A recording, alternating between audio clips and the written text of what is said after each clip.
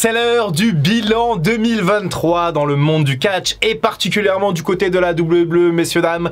Bienvenue du coup dans ces dernières vidéos de l'année. Des vidéos où l'on va décortiquer un petit peu ce qui s'est passé, essayer de tirer des conclusions, regarder un petit peu ce qui peut se passer pour 2024. Je pense que je vais faire 2-3 vidéos mais sur des sujets assez particuliers, vous allez voir. En tout cas, aujourd'hui, je fais le bilan, moi et vous, bien entendu, vous allez participer dans les commentaires et me dire ce que vous avez pensé tout simplement de cette année 2023 à travers les critères que j'ai sélectionnés. Je vais faire catégorie par catégorie, donc n'hésitez pas à prendre des notes et à me donner vos avis en fonction des catégories, et ensuite à me faire un commentaire avec chaque choix pour chaque catégorie de votre part. Alors, lorsque vous allez regarder cette vidéo, je serai à l'autre bout du monde, et si jamais vous voulez voir ça, eh bien n'hésitez pas à me follow sur mon nouvel Instagram, je mets le lien dans la bio. Allez, commençons directement avec le match de l'année à la WWE. On va faire deux catégories, match de l'année WWE et match de l'année hors WWE, comme ça évitera les tensions peut-être entre pro WWE et le reste. Et alors, comme l'année dernière, on a deux personnes qui reviennent pour le meilleur match de l'année, bien entendu Gunther, Sheamus, et cette année un petit nouveau en la personne de Drew McIntyre. Et oui, je veux bien sûr parler de ce three-way, de ce triple menace, triple threat, je sais plus comment on appelle ça. En tout cas, ce match à 3 à WrestleMania 39, dans la première nuit de WrestleMania 39, entre trois gaillards pour le titre intercontinental. Messieurs, dames, c'était vraiment très savoureux, c'était piquant, c'était très bon, c'était très stiff.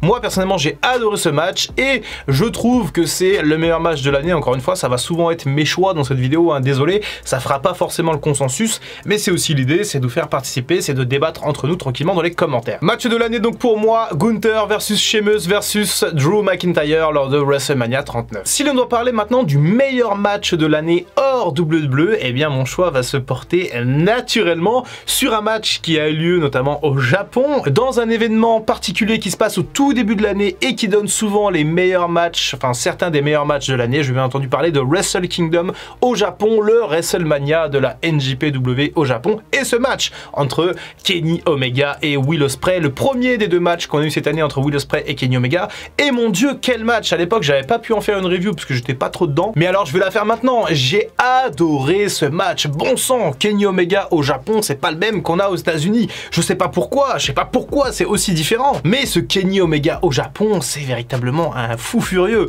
Et quand il catch là-bas, il est complètement fou. Alors malheureusement, Kenny Omega, il va pas catcher au Japon cette année pour Wrestle Kingdom. C'est vraiment dommage. En plus, le pauvre est assez souffrant en ce moment, donc on l'embrasse. Mais ce match du coup entre Omega et Ospreay, c'était tout simplement, c'était fabuleux, c'était incroyable. Je crois que Dave Meltzer l'a noté 6, ça fait partie de ces matchs vraiment historiques, légendaires, terriblement magnifiques dans la représentation, dans le storytelling, dans les prises de risque. Bref, si jamais vous avez l'occasion de regarder ce Omega versus Ospreay 1, n'hésitez pas à aller voir ça. Ça s'est passé du côté de Wrestle Kingdom 17 au tout début de l'année et ça s'est passé au Tokyo Dome du Japon. Et je vous cache pas d'ailleurs que leur deuxième match m'a laissé un petit peu sur ma faim. Bon, c'est moi qui ai choisi les catégories, j'ai décidé de faire des trucs un petit peu atypiques. Je vais vous parler de la meilleure entrée de l'année, parce que c'est vrai, chaque année on a des entrées, machin, WrestleMania, le piano pour Roman Reigns à WrestleMania, ou plein de trucs un peu épiques. Mon Triple H catch plus, donc c'est vrai qu'on a moins d'entrées épiques, mais j'avais décidé de faire cette petite catégorie un peu surprise. Et l'entrée de l'année, eh bien, messieurs, dames, je vais dire Bad Bunny lors de Backlash 2023. Backlash 2023 qui est un événement qui s'est passé à Porto Rico, qui a vu d'ailleurs ce match entre Bad Bunny et Damian Priest, qui a été un pay-per-view quand même assez intéressant, un PLE très intéressant à suivre. Et donc on a eu ce match entre la star de la pop, du rap, Bad Bunny, et Damian Priest, et l'entrée de Bad Bunny sur sa propre musique avec 40 000 fans qui crient, voire je crois qu'il y avait 50 000 d'ailleurs, qui chantent sa chanson. C'était totalement dingue. Vraiment une belle osmose, une vraie belle entrée comme on aime, et eh bien j'ai trouvé que c'était la meilleure entrée cette année à la WWE. N'hésitez pas à me dire si jamais vous avez pensé, enfin si vous pensez à d'autres entrées, je vous lirai avec plaisir. Catégorie la surprise de l'année et non pas le retour de l'année, ça viendra un petit peu après. Eh bien en termes de surprise, je pense qu'on peut dire tout simplement l'arrivée de Backlash en France, le premier PLE en France l'année prochaine en 2024. Cette annonce a été l'une des plus grandes surprises. Alors surprise oui et non, puisque c'est vrai que la France a beaucoup poussé pour avoir un PLE chez nous. Mais la vraie surprise, c'est qu'au final la WWE ait pris en compte cette donnée, cette hype, cette motivation des fans pour leur proposer, leur offrir tout simplement l'un des premium live events de l'année. Donc Backlash, après c'est pas l'un des top 4, SummerSlam, WrestleMania, etc. Mais c'est quand même déjà extrêmement intéressant d'avoir Backlash en France. C'est vraiment une gigantesque surprise puisque ça n'était tout simplement jamais arrivé dans l'histoire. Et on aura largement le temps de parler de Backlash 2024 durant tout le début de l'année prochaine. Parlons maintenant du retour de l'année. Alors là, il n'y a pas vraiment de suspense, hein, puisque CM Punk, forcément, CM Punk est de retour à la WWE. Cette phrase que je ne pensais jamais dire sur la chaîne Dr Wrestling, une phrase que je n'aurais jamais pensé dire tout court, tellement il y a encore quelques années ça semblait totalement impossible, et pourtant on y est. Phil Brooks est de retour à la maison, comme il aime à le rappeler depuis quelques semaines, un retour près de 10 ans après son départ, où il est parti comme un fou parce qu'il en pouvait plus, il était au bout de sa life, un peu CM Punk, et voilà, on n'est personne pour le juger après tout, on sait pas trop, on connaît pas vraiment les détails de l'histoire, mais bref, CM Punk est parti, il y a eu un procès ensuite, il y a le médecin de la WWE qui était impliqué, il s'est fait virer, il a reçu la lettre le jour de son mariage, on pouvait se dire, c'est terminé, CM Punk et la WWE, c'est finito, c'est terminé, il y a trop de tension, et ben non, fin 2023, le 26 novembre, je sais plus, je sais que c'était à peu près à mon anniversaire, CM Punk est revenu pour le plus grand plaisir de tout le monde en fait, parce que franchement, alors sauf ceux qui détestent CM Punk, mais globalement ça fait du clic, ça fait de l'audience, ça intéresse les gens.